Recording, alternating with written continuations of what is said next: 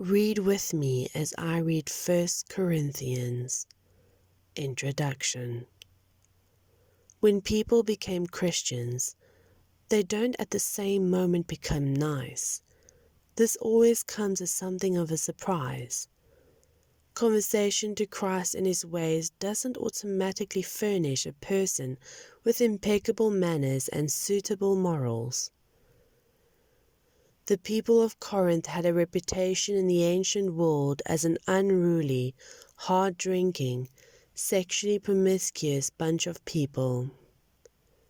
When Paul arrived with the message and many of them became believers in Jesus, they brought their reputations with them right into the church.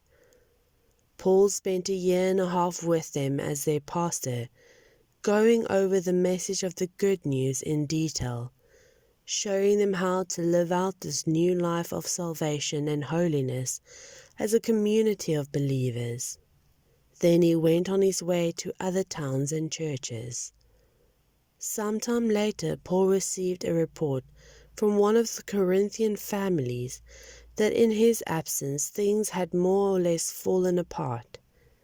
He also received a letter from Corinth asking for help. Fractions had developed. Morals were in disrepair.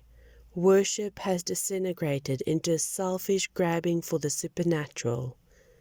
It was the kind of thing that might have been expected from Corinthians.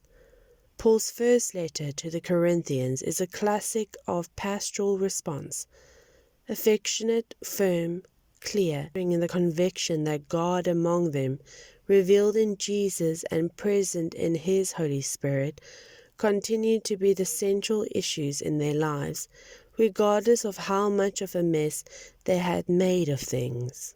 Paul doesn't disown them as brother and sister Christians, doesn't throw them out because of their bad behavior, and doesn't fly into a tirade over their irresponsible ways. He takes it all more or less in stride, but also takes them by the hand and goes over all the old ground again, directing them in how to work all the glorious details of God's saving love into their love for one another.